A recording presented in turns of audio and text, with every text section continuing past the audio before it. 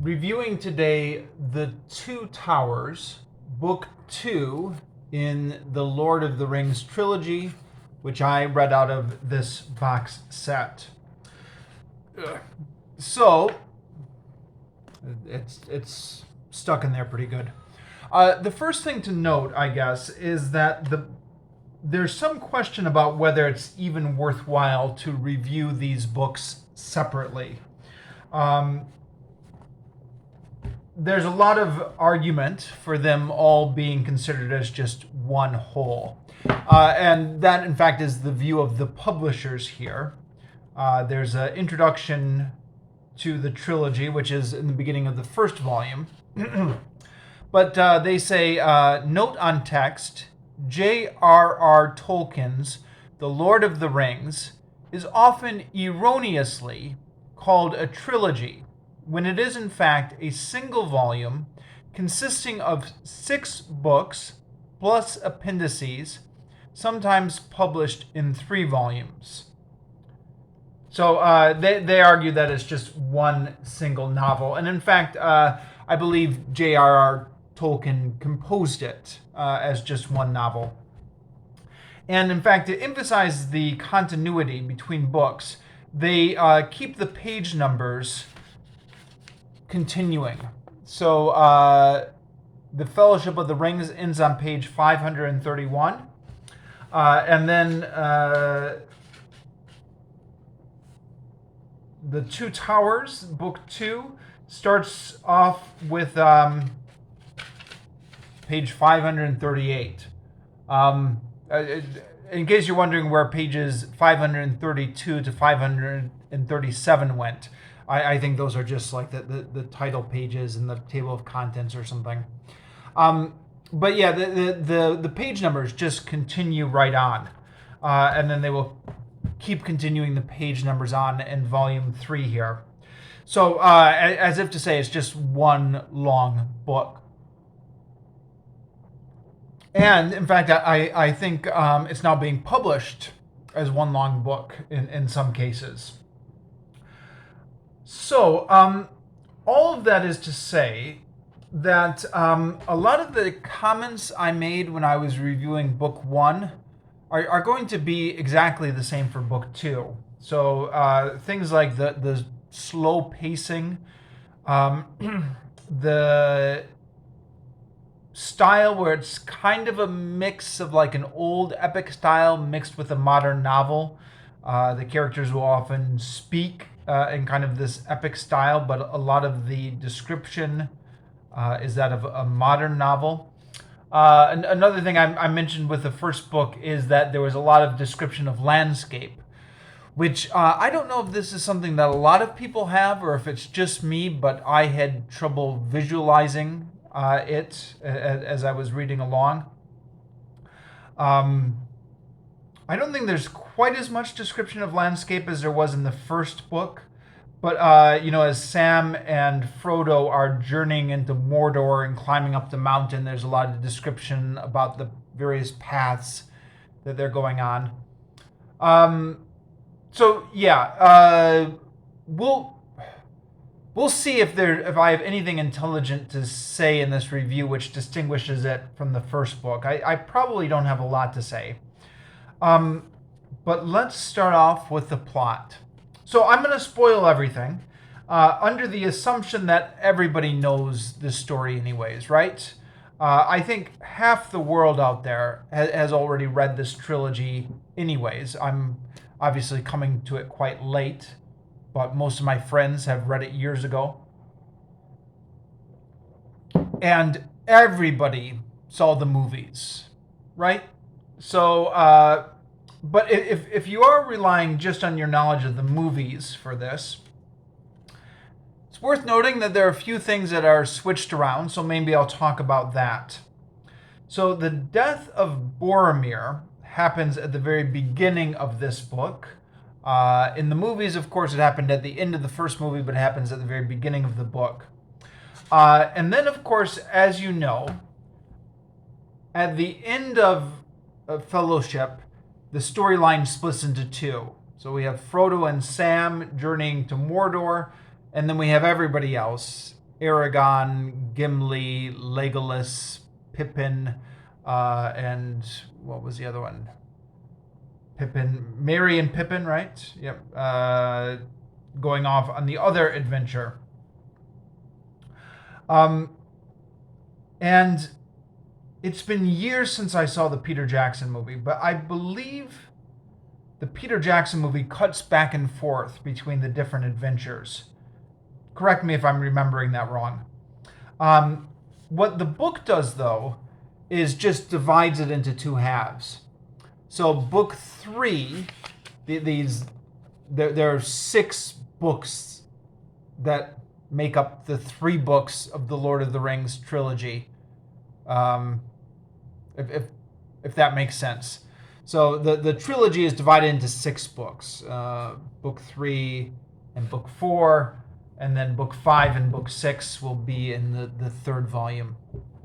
So anyways, book 3 is all about Aragorn and Gimli and Legolas tracking the orcs, rescuing Merry and Pippin, attempting to rescue Merry and Pippin going off with the Ints, and then the Battle of Helm's Deep against the orcs, and then storming the tower with Saruman in Isengard. I think it's called Isengard. So a lot of those scenes, like the big Battle of Helm's Deep, made up the climax of the movie. But in the book, all those big battle scenes are just the halfway point. And then the second half is Frodo and Sam going up to Mordor. In the movie, I did not like those scenes with Frodo and Sam journeying up to Mordor. I thought it was just got a little bit boring. I thought it was harping a little bit on how Frodo was so tired and how Sam was always trying to help him, and I don't know. It just seemed like sappy and emotional, and boring. So I was dreading that when I realized the whole second half of this book was all Frodo and Sam. But actually, I found it much more entertaining in book form than it was in the movies. In the book, it doesn't harp so much on the emotions. And in fact, that scene in the movie, I think this actually took place in the 3rd movie, but where Gollum frames Sam for eating the bread where Frodo is sleeping, and then Frodo thinks that Sam has betrayed him, and there's that conflict there. That was not in here at all, and I know that took place in the 3rd movie, but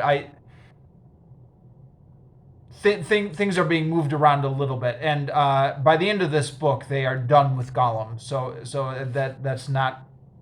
It's not going to. I'm relatively sure that's not going to pop up in the 3rd book. So I think some of that. I think Lindsay Ellis had I believe it was Lindsay Ellis who had a series of videos on the Peter Jackson trilogy, and she talked about some of the forced conflicts that Peter Jackson would bring into this to try and make it a little bit more interesting, because in Tolkien there's not a lot of conflict among the good guys. It's just, the forces of good versus the forces of evil. So she calls it the forced Peege conflicts, I think, if I'm remembering it right. Peege for Peter Jackson, PJ. And I think that must be one of them, that conflict between between Frodo and Sam, where Frodo believes the lies that Gollum has fed him and turns against Sam. So that whole little subplot is not in here, and all the better in my opinion, because I thought that was a little bit boring subplot when I saw it on the screen. There are a lot of descriptions of landscape, which, as I said before, I struggled to visualize those as I was reading this book. But there's also a lot of interesting stuff. stuff. I don't think that was in the movie, although again, it's been 20 years, so maybe I'm not remembering it. But they cross a swamp where there was a big battle fought thousands of years ago, and they can see dead people in the pools of the swamp looking up at them, or the spirits of the dead people or something. Just little details like that make it interesting to read through. So the part about Frodo and Sam was all right, actually. Um, and then the giant spider, Shelob, which in the movies is in the third movie. That part is actually near the end of this book. So, and that part with the giant spider, I thought was just masterfully done in terms of being so creepy. And I'm a sucker for creepy things about spiders. Spiders really creep me out. So for that reason, I tend to like stories about giant spiders just because it scares me in the right way, to the extent people like being scared. And I thought Tolkien's description of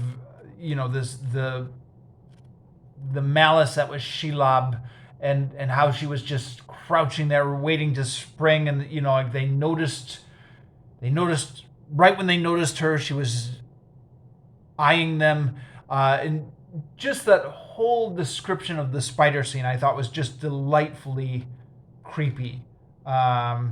So that part I really enjoyed.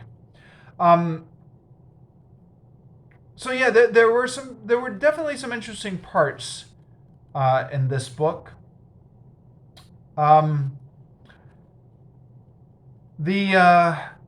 I guess what Tolkien is famous for is his world building, and this comes through a little bit in the movies, but it's. I guess this is why you would want to read the book as opposed to just watching the movie. Is this extra world building? So they meet the riders of Rohan, and you get this whole insight into this culture that's developed among these people who ride horses out up on the plain, and the different customs they have, and the different songs and traditions they have, and then the whole thing with the Ints, the trees who are sentient, and their whole culture and their legends, they're I guess the Ints especially, you really get a view into their whole background and the ancient legends about them and stuff like that, which was not in the movie. And then when they're going down to the land of Gondor, like this ancient kingdom which was once really strong, and now is just a shadow of its former glory, and you can see the ruins of what had once been a great kingdom long ago all around the landscape. So that and the stories of the ancient kings that get alluded to, that whole world building is really interesting, and I guess that's obviously why Tolkien is so beloved.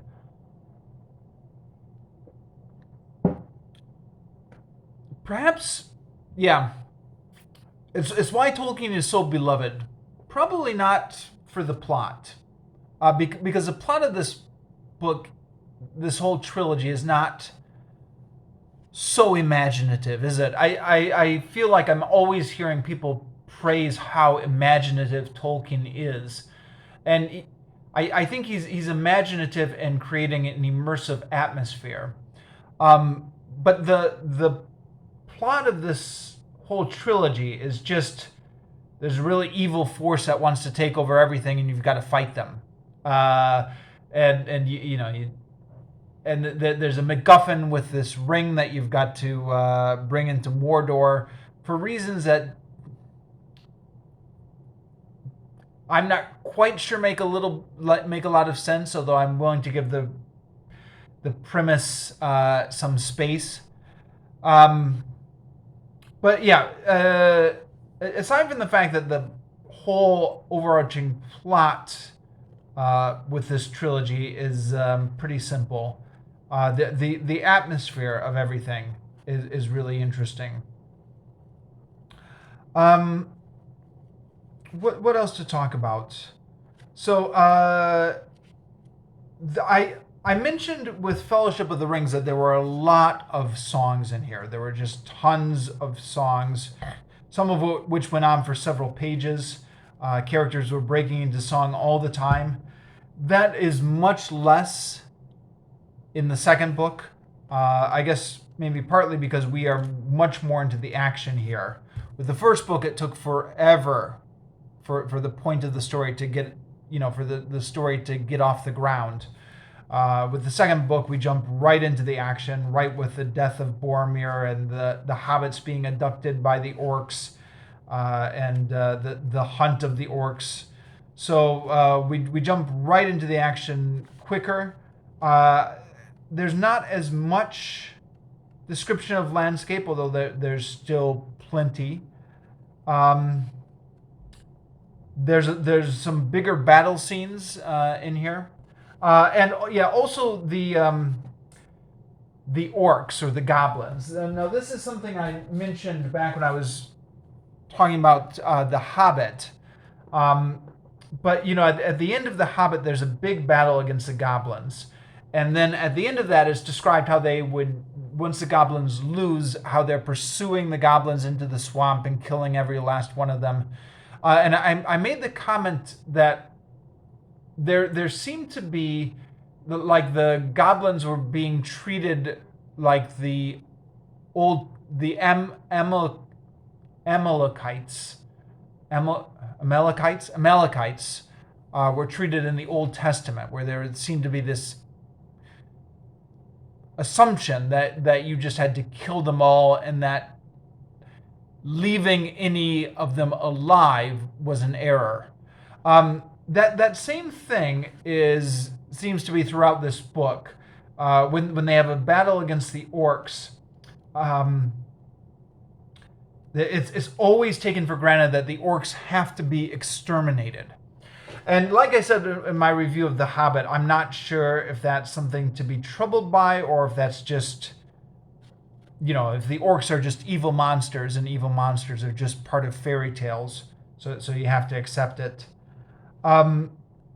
What's interesting, though, in this book, we get more insight into orc culture than we've had in any of the previous books. We have a few different instances where the orcs are having extended conversations with each other, and we, the reader, get to listen in on it. And they're obviously not nice people, the orcs. They are selfish and malicious, but they talk to each other just like humans talk to each other. And in fact, if anything, they sound more human than the other characters, because there's this thing going on where the orcs are talking to each other in just like normal speech, and all the other characters are talking to each other in kind of this old epic speech. But the orcs are kind of talking to each other in just like normal, informal 20th century talking.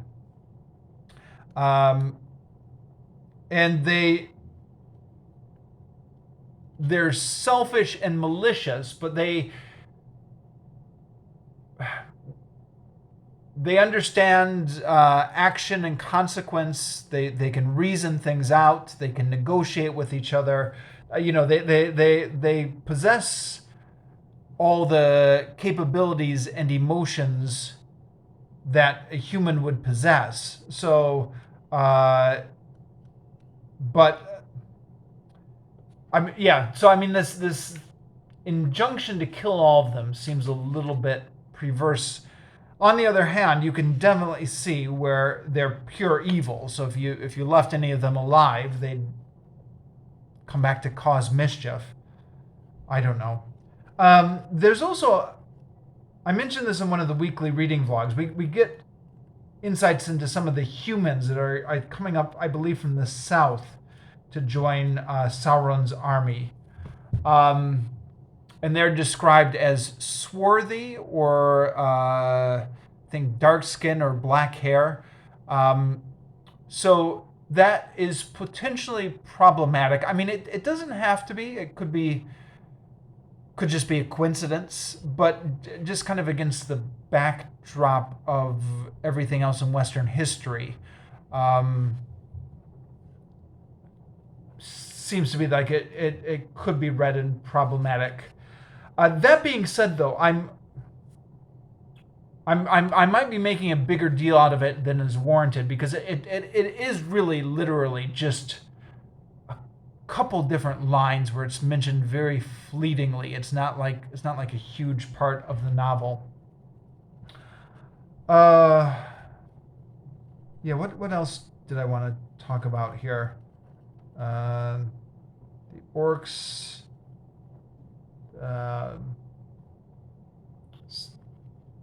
Journey.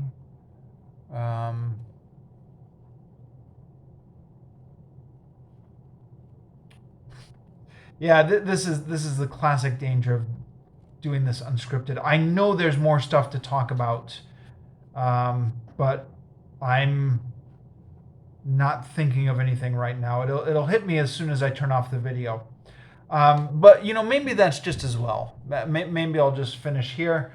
So basically, in terms of the characterization, the plotting, the pacing, it's really just exactly the same, or very, very, very similar to the book that comes before it. And I imagine a lot of the same things will hold true for the third book, but we'll continue on. I'm going to read the third book next, and then I'll come back with my review of that once I'm done.